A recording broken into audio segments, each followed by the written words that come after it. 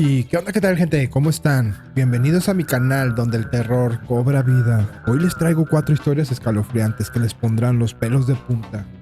Antes de comenzar, ¿te atreves a enfrentar tus miedos? Si es así, suscríbete al canal y activa la campanita para no perderte ninguna historia. Prepárate para lo inesperado porque estas historias te llevarán al límite. ¿Estás listo para adentrarte a lo desconocido? Únete a esta comunidad de los amantes al terror. Y como te lo he dicho, dale like, porque de esta manera el algoritmo de YouTube recomienda mi video. Te agradezco si ya formas parte de esta comunidad, y si no, no pierdas tiempo y únete a nosotros. Sin más, nos vemos hasta la próxima.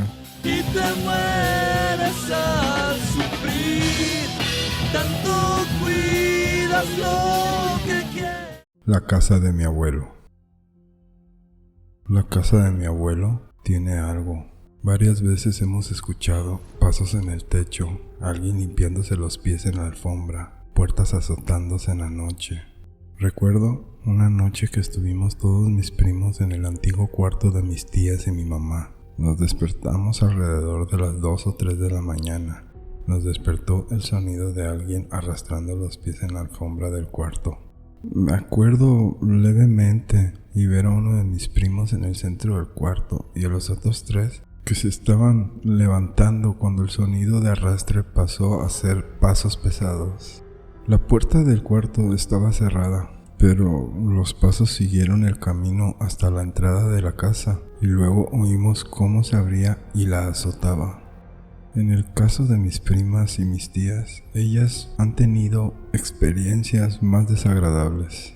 Mi mamá estaba trabajando en el despacho de mi abuelo y escuchó pasos detrás de ella, donde había una ventana que daba al patio.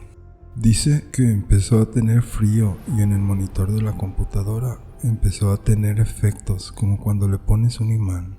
Mi mamá salió corriendo del despacho y nos pidió ver que todo estuviera bien, pero lo que encontramos fueron huellas de alguien descalzo del lado del patio, justo enfrente de la ventana. Mis primas nos cuentan que estaban jugando en la computadora cuando empezaron a sentir ese frío y el escritorio empezó a sacudirse muy violentamente y salieron corriendo, asustadas. No encontramos nada, pero el escritorio estaba muy lejos de su lugar originalmente y es un mueble muy pesado como para que mis primas pudieran moverlo. Un día, mi abuelo casualmente me contó que cuando construyeron la casa encontraron huesos de un adulto chaparro, con partes del tórax como cortadas. Él vive en Cholula, Puebla, donde se supone que fue la matanza de Cholula por parte de los españoles. Dice mi abuelo que quizás fue un cholulteca que murió durante ese episodio y no se supo qué hicieron con los trabajadores o con los huesos, que no reportaron el hallazgo para que el gobierno no les expropiara el terreno. La Ciudad de México. El año pasado visité la Ciudad de México con mi esposo. Nos quedamos en un departamento en Coyoacán. El depa solo tenía un cuarto, pero se notaba que era donde había vivido alguien.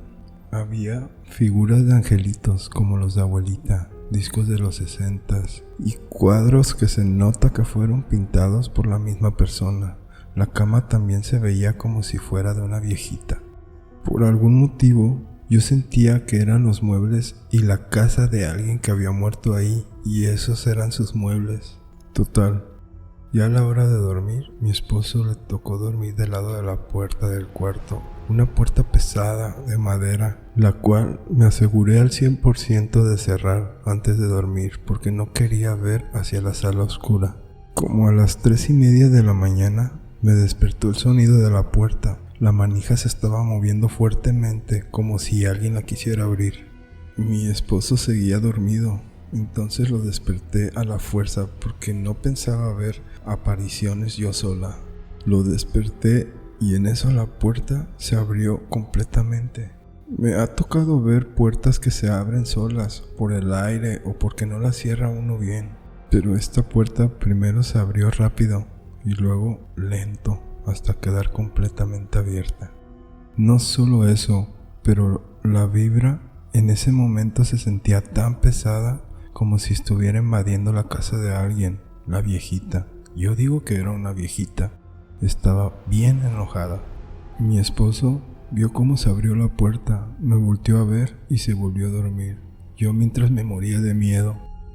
Al otro día mi esposo horrible me cambió del lado de la cama para que yo durmiera del lado de la puerta maldita, porque aunque no lo acepta, bien que le dio miedo. También en esa casa mi esposo estaba usando una rasuradora eléctrica y se la desconectaron de golpe. El enchufe salió volando a la fuerza. Cada noche que pasamos ahí pasaban cosas raras y siempre acababa rezando Padres Nuestros hasta quedarme dormida, y eso que no soy religiosa. En conclusión, no se queden a dormir en departamentos viejos. Era una noche fría cuando cerca de la ventana de Luis maullaba un gato. El chico se levantó rápido y en silencio. No quería que sus padres lo escucharan porque planeaba meter al animal a su habitación. Y así lo hizo. Después se las arregló para mantenerlo en secreto por varios días. Pronto ganó confianza. Se movía tranquilamente por toda la casa cuando no había nadie. Un par de días más empezó a hacerle travesuras al padre de Luis. Se escondía por los rincones, rasguñaba las puertas cuando estaba solo. Y un día simplemente arañó toda su ropa. El señor explotó al descubrir el animal. Quería eliminarlo y fue detrás de él. Luis suplicaba por la vida del pobre gato, pero solo se ganó un encierro. Cuando el señor estuvo a punto de golpearlo, los ojos del felino brillaron, tomando la forma humana, e hizo una pregunta. ¿Eliminarme una vez no te basta? El cuerpo del padre de Luis tembló, tanto que ni siquiera podía seguir sujetando el palo. Había reconocido la voz perfectamente. Pertenecía a un compañero de parranda, al que le había propinado una golpiza en una pelea. Apenas la figura salió de la sombra, pudo comprobarlo. Era él mismo, pero en forma de espectro. Por quién sabe qué tratos truculentos había logrado volver a este mundo para obtener su venganza. Pero él no quería dañarlo, no físicamente. Solo quería hacerle saber que estaba cerca, que miraba cada uno de sus movimientos, que habitaba su casa y que se había convertido en el mejor amigo de su hijo. Algunas personas dicen que después de fallecer se puede tomar el cuerpo de un animal para volver a este mundo. Por eso me inquieta que a veces mi gato me mire de manera extraña y tenga comportamiento que parece tan humano que tal vez no sea mi gato y se trate de alguien más. En la tormenta. Así era el tío Gerardo. Cada que nos juntábamos en el rancho de la familia, se ponía a platicar de todas las anécdotas que tenía y que nos compartía a todos los sobrinos.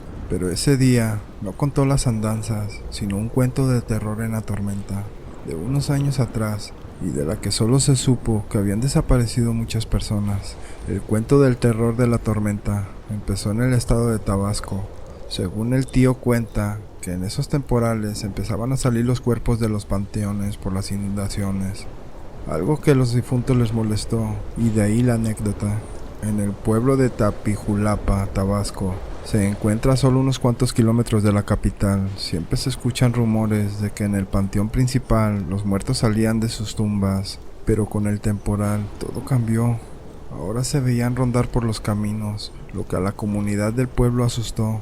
Ya no eran historias o mitos, las personas se veían vagar por los caminos, como si deambularan en busca de algo. Después de las tormentas y de todos los cuerpos que se llevaron las aguas, empezaron a desaparecer personas que trabajaban en los campos, como si se los tragara la tierra.